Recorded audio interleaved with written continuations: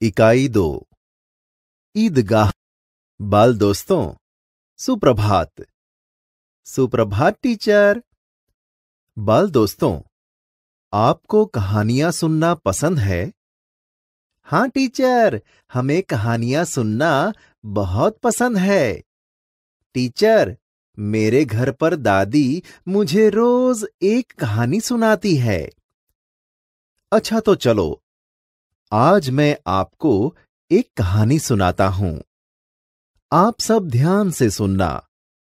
इस कहानी का नाम ईदगाह है। उसके लेखक प्रेमचंद है। तो सबसे पहले हम कहानी के लेखक के बारे में थोड़ा सा परिचय सुन लेते हैं। बाल दोस्तों, ईदगाह कहानी के लेखक का नाम प्रेमचंद है। प्रेमचंद का जन्म 1880 में वाराणसी, उत्तर प्रदेश के पास लम्ही नामक गांव में हुआ था। उनका बचपन का नाम धनपत राय था। शुरुआत में वे नवाब राय उपनाम से उर्दू में लिखते थे। बाद में प्रेमचंद नाम से हिंदी में लिखने लगे। मैट्रिक उत्तीर्ण होते ही अध्यापक बने, किंतु गांधी जी के असहयोग आंदोलन में सक्रिय होने के लिए उन्होंने सरकारी नौकरी त्याग दी थी। गोदान प्रेमचंद का सर्वश्रेष्ठ उपन्यास है। उनकी कहानियां मानसरोवर भाग 1 से 8 में संकलित हैं। साहित्य में प्रगतिवाद चेतना को उजागर करने के लिए जागरण तथा हंस पत्रिकाओं का संपादन किया था। ईदगाह प्रेमचंद की अमर कहानी है। कहानी में एक बालक अपने दोस्तों के साथ ईदगाह जाता है। वह बालक अपनी इच्छाओं का दमन करता है। इस कहानी में प्रेम और उपयोगी चीज खरीदने की विवेकपूर्ण बुद्धिमत्ता प्रकट की है। तो चलो बाल दोस्तों, हम यह कहानी सुनते हैं और समझते हैं। रमजान के पूरे 30 रोजों के बाद आज ईद आई है। कितना मनोहर, कितना सुहावना प्रभात है। आज का सूर्य देखो, कितना प्यारा, कितना शीतल है। मानो संसार को ईद की बधाई दे रहा है। गांव में कितनी हलचल है। ईदगाह जाने की तैयारियां हो रही हैं। किसी के कुर्ते में बटन नहीं है। पड़ोस के घर में सुई धागा लेने दौड़ा जा रहा है। किसी के जूते कड़े हो गए हैं। उनमें तेल डालने के लिए तेली के पास भागा जाता है। जल्दी जल्दी बैलों को सानी पानी दे दें। ईदगाह से लौटते लौटते दोपहर हो जाएगी। 3 कोस का पैदल रास्ता, फिर सैकड़ों आदमियों से मिलना भेंटना। दोपहर के पहले लौटना असंभव है। लड़के सबसे ज्यादा प्रसन्न हैं। किसी ने 1 रोजा रखा है, वह भी दोपहर तक। किसी ने वह भी नहीं। लेकिन ईदगाह जाने की खुशी उनके हिस्से की चीज है। रोजे बड़े बड़ों के लिए होंगे, इनके लिए तो ईद है। रोज ईद का नाम रटते थे। आज वह आ गई। अब जल्दी पड़ी है कि लोग ईदगाह क्यों नहीं चलते। उनकी अपनी जेबों में तो कुबेर का धन भरा हुआ है। बार बार जेब में से अपना खजाना निकालकर गिनते हैं और खुश होकर फिर रख देते हैं। महमूद गिनता है, 1, 2, 10, 12। उसके पास 12 पैसे हैं। मोहसिन के पास 1, 2, 8, 9, 15 15 पैसे हैं।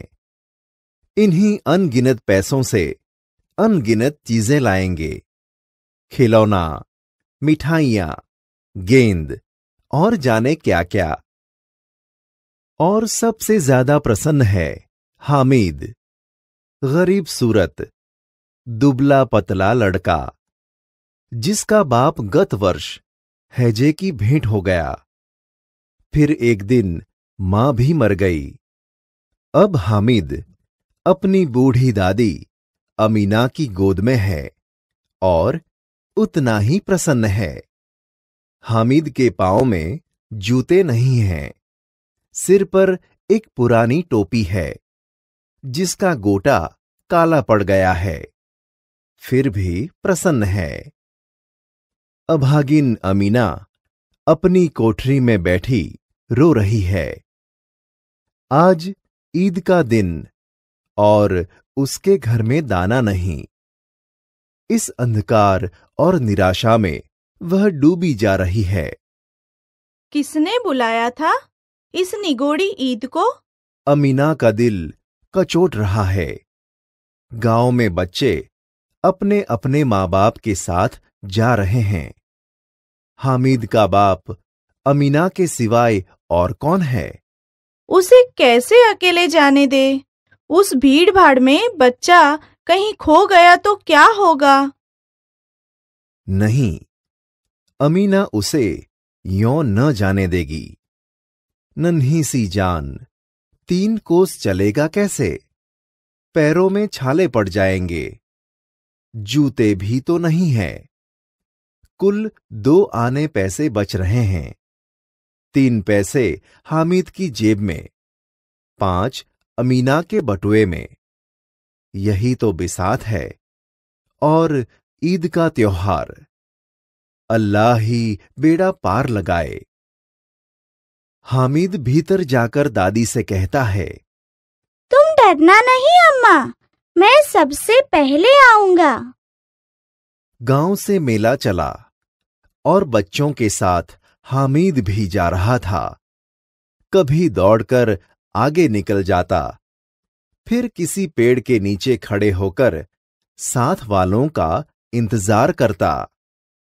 हामिद के पैरों में तो जैसे पर लग गए हैं। वह कभी थक सकता था? बड़ी बड़ी इमारतें आने लगीं।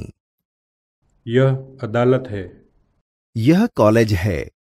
यह कलाघर है। आगे चलें। हलवाइयों की दुकानें शुरू हुईं। आज खूब सजी हुई थीं। इतनी मिठाइयां कौन खाता है? देखो ना, एक एक दुकान पर मनो होंगी। सहसा ईदगाह नजर आई। इमली के घने वृक्षों की छाया है। नीचे पक्का फर्श है। उस पर जाजिम बिछी हुई है। रोजेदारों की पंक्तियां एक के पीछे एक न जाने कहां तक चली गई हैं। यहां कोई धन और पद नहीं दिखता। इन ग्रामीणों ने भी वह किया और पिछली पंक्ति में खड़े हो गए। कितना सुंदर संचालन है, कितनी सुंदर व्यवस्था। हजारों सिर एक साथ सजदे में झुक जाते हैं, फिर सब एक साथ खड़े हो जाते हैं। मानव भातृत्व का एक सूत्र समस्त आत्माओं को एक कड़ी में पिरोए हुए हैं। नमाज खत्म हो गई। लोग आपस में गले मिल रहे हैं। अब मिठाइयां और खिलौनों की दुकानों पर धावा होता है। ग्रामीणों का यह दल इस विषय में बालकों से कम उत्साही नहीं है। यह देखो, हिंडोला है। 1 पैसा देकर चढ़ जाओ। कभी आसमान पर जाते हुए मालूम होता है, कभी जमीन पर गिरते हुए। यह चरखी है। लकड़ों के हाथी, घोड़े और ऊंट छड़ों से लटके हुए हैं। 1 पैसा देकर बैठ जाओ और 25 चक्करों का मजा लो। महमूद, मोहसिन, नूरे और सम्मी इन घोड़ों पर बैठते हैं। हामिद दूर खड़ा है। 3 पैसे तो उसके पास है। अपने कोष का 1/3 जरा सा चक्कर खाने के लिए नहीं दे सकता। सब चरखियों से उतरते हैं, खिलौने लेंगे। इधर दुकानों की कतार लगी हुई हैं, तरह तरह के खिलौने हैं। सिपाही और गुजरिया, राजा और वकील, भिश्ती और धोबिन। वाह, लगता है अब बोलना ही चाहते हैं। महमूद सिपाही लेता है, खाकी वर्दी और लाल पगड़ी वाला। कंधे पर बंदूक रखे हुए मालूम होता है अभी कवायद किए आ रहा है। मोहसिन को भिश्ती पसंद आया। कमर झुकी हुई, ऊपर मशक रखे हुए हैं। मशक का मुंह एक हाथ से पकड़े हुए हैं। कितना प्रसन्न है, शायद कोई गीत गा रहा है। बस मशक से पानी उड़ेलना ही चाहता है। नूरे को वकील से प्रेम है। काला चोगा, नीचे सफेद अचकन, अचकन के सामने की जेब में घड़ी, सुनहरी जंजीर, एक हाथ में कानून का पोथा लिए हुए। मालूम होता है अभी किसी अदालत से जिरह या बहस किए चले आ रहे हैं। ये सब 2-2 पैसों के खिलौने हैं। हामिद के पास कुल 3 पैसे हैं। इतने महंगे खिलौने कैसे ले? खिलौना कहीं हाथ से छूट पड़े तो चूर चूर हो जाए। जरा पानी पड़े तो सारा रंग धुल जाए। ऐसे खिलौने किस काम के? उन्हें लेकर वह क्या करेगा? खिलौनों के बाद मिठाइयां आती हैं। किसी ने रेवड़ियां ली हैं, किसी ने गुलाब जामुन, किसी ने सोहन हलवा। मजे से खा रहे हैं।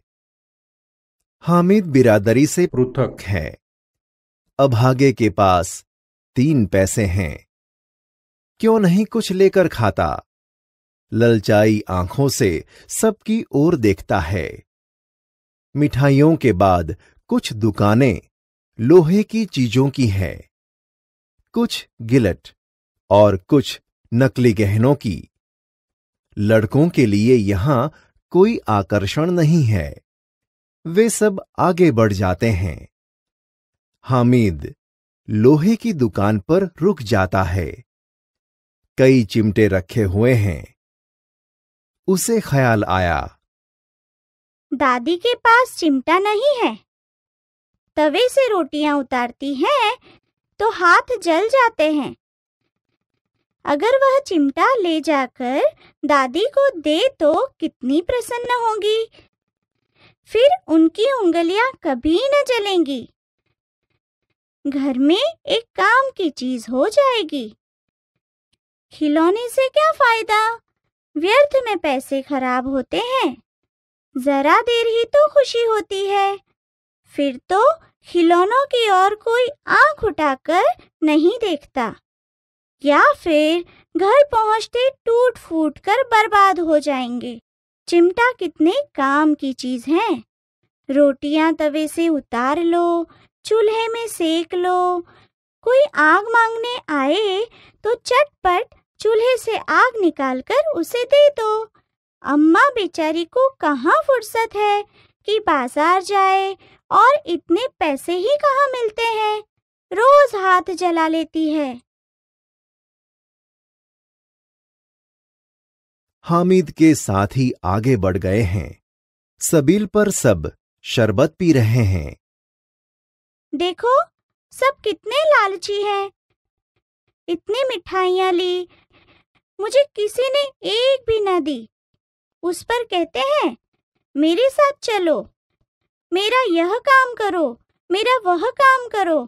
अब अगर किसी ने कोई काम करने को कहा तो पूछूंगा, खाएं मिठाइयाँ? आपका मुंह सड़ेगा, फोड़े फुंसियाँ निकलेगी, आप ही जबान चटोरी हो जाएगी। तब घर से पैसा चुराएंगे और मार खाएंगे।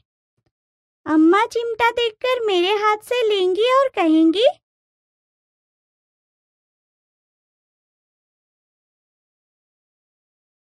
मेरा बच्चा अम्मा के लिए चिमटा लाया है।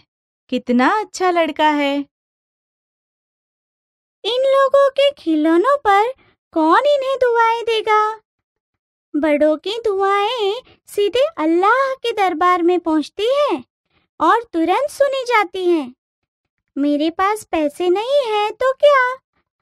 मैं गरीब सही, किसी से कुछ मांगने तो नहीं चाहता।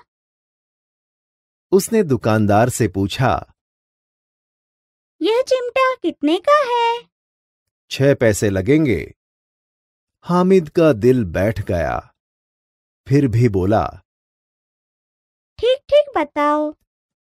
ठीक ठीक 5 पैसे लगेंगे। लेना है तो लो, नहीं तो चलते बनो। हामिद ने कलेजा मजबूत करके कहा। 3 पैसे लोगे? और वह आगे बढ़ गया ताकि दुकानदार की धुड़कियां न सुने। लेकिन दुकानदार ने धुड़कियां नहीं दीं, बुलाकर चिमटा दे दिया। हामिद ने उसे इस तरह कंधे पर रखा मानो बंदूक है। फिर शान से अकड़ता हुआ संगियों के पास गया।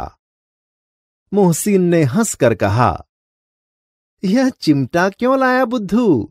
इसका क्या करेगा? हामिद ने चिमटे को जमीन पर पटक कर कहा, जरा अपना भिस्ती तो जमीन पर गिराओ, सारी पसलियां चूर चूर हो जाए बच्चों की। महमूद बोला, तो यह चिमटा कोई खिलौना है? हामिद ने कहा, खिलौना क्यों नहीं है? अभी कंधे पर रखा बंदूक हो गई। हाथ में ले लिया, फकीरों का चिमटा हो गया। चाहूं तो इससे मंजीरे का काम ले सकता हूँ। एक चिमटा जमा दूं तो तुम लोगों के सारे खिलौनों की जान निकल जाए। तुम्हारे खिलौने कितना ही जोर लगाएं, मेरे चिमटे का बाल भी बांका नहीं कर सकते। बहादुर शेर है मेरा चिमटा। सम्मी ने खंजरी ली थी। प्रभावित होकर बोला, मेरी खंजरी से बदलोगे? 2 आने की है। हामिद ने खंजरी की ओर उपेक्षा से देखा। बोला, मेरा चिमटा चाहे तो तुम्हारी खंजरी का पेट फाड़ डाले। बस एक चमड़े की झिल्ली लगा दी, ढप ढप बोलने लगी। जरा सा पानी लग जाए तो खत्म हो जाए। मेरा बहादुर चिमटा आग में, पानी में, आंधी में, तूफान में बराबर डटा रहेगा। चिमटे ने सभी को मोहित कर लिया। लेकिन अब पैसे किसके पास धरे हैं? फिर मेले से बहुत दूर निकल आए हैं। धूप तेज हो रही है। घर पहुंचने की जल्दी है। बड़ों से जिद करें तो भी चिमटा नहीं मिल सकता। हामिद है बड़ा चालाक, इसीलिए उसने अपने पैसे बचा रखे थे। औरों ने 3-3, 4-4 आने पैसे खर्च किए, पर कोई काम की चीज न ले सकें। हामिद ने 3 पैसों में रंग जमा लिया। सच ही तो है, खिलौनों का क्या भरोसा, टूट फूट जाएंगे। हामिद का चिमटा बना रहेगा बरसों। मोहसिन ने कहा, जरा अपना चिमटा दो, हम भी देखें। तुम हमारा भिश्ती लेकर देखो। महमूद और नूरे ने भी अपने अपने खिलौने पेश किए। हामिद को इन शर्तों को मानने में कोई आपत्ति न थी। चिमटा बारी बारी से सबके हाथ में गया और उनके खिलौने बारी बारी से हामिद के हाथ में आए। कितने खूबसूरत खिलौने थे। रास्ते में महमूद को भूख लगी। उसके बाप ने केले खाने को दिए। महमूद ने केवल हामिद को अपना साथी बनाया। उसके अन्य मित्र मुंह ताकते रह गए। यह उस चिमटे का प्रभाव था। 11 बजे सारे गांव में हलचल मच गई। मेले वाले लौट आए। मोहसिन की छोटी बहन ने दौड़कर भिश्ती उसके हाथ से छीन लिया और मारे खुशी के उछली तो मियां भिश्ती नीचे आ रहे और सुरलोक सिधारे। मियां नूरे के वकील का अंत इससे भी ज्यादा गौरवमय हुआ। वकील जमीन पर ताक कर बैठ नहीं सकते, उनकी मर्यादा का विचार तो करना ही होगा। दीवार में 2 खटियां गाड़ी गईं। उन पर लकड़ी का एक पटरा रखा गया। पटरे पर कागज का एक कालीन बिछाया गया। वकील साहब राजा भोज की भांति सिंहासन पर बिराजे। नूरे ने उन्हें पंखा डालना शुरू किया। अदालतों में खस की टट्टियां और बिजली के पंखे होते हैं, क्या यहां मामूली पंखा भी न हो? बांस का पंखा आया और नूरे हवा करने लगा। मालूम नहीं पंखे की हवा से या पंखे की चोट से वकील साहब स्वर्गलोक से मृत्युलोक में आ रहे और उनका माटी का चोला माटी में मिल गया। फिर बड़े जोर शोर से मातम हुआ और वकील साहब की अस्थियां घरे पर डाल दी गईं। अब मियां हामिद का हाल सुनिए। अमीना उसकी आवाज सुनते ही दौड़ी और उसको गोद में उठाकर प्यार करने लगी। सहसा उसके हाथ में चिमटा देखकर वह चौंकी। बोली, यह चिमटा कहाँ से लाया? मैंने मोल लिया है। कितने पैसे में? 3 पैसे दिए। अमीना ने छाती पीट ली। यह कैसा बेसमझ लड़का है कि दोपहर हुआ कुछ खाया न पिया, लाया क्या? चिमटा? सारे मेले में तुझे और कोई चीज न मिली जो यह लोहे का चिमटा उठा लाया? हामिद ने अपराधी भाव से कहा, तुम्हारी उंगलियां तवे से जल जाती थी, इसीलिए मैंने लिया। बुढ़िया का क्रोध तुरंत स्नेह में बदल गया। बच्चे में कितना त्याग, कितना सद्भाव और कितना विवेक है। दूसरों को खिलौने लेते और मिठाई खाते देखकर इसका मन कितना ललचाया होगा। इतना जब्त इससे हुआ कैसे? अमीना का मन गदगद हो गया। वह रोने लगी। दामन फैलाकर हामिद को दुआएं देती जाती थीं और उसकी आंखों से आंसू की बड़ी बड़ी बूंदें गिरती जाती थीं। बाल दोस्तों, कैसी लगी कहानी? टीचर, हमें कहानी बहुत अच्छी लगी। बाल दोस्तों, इस कहानी में एक गरीब बालक हामिद की प्रतिभा, उसके त्याग और उसकी व्यवहारिक बुद्धि का सुंदर रूप और साधारण आदमी के सुख दुख का गहरा अनुभव हमें इस कहानी के जरिए मालूम पड़ता है।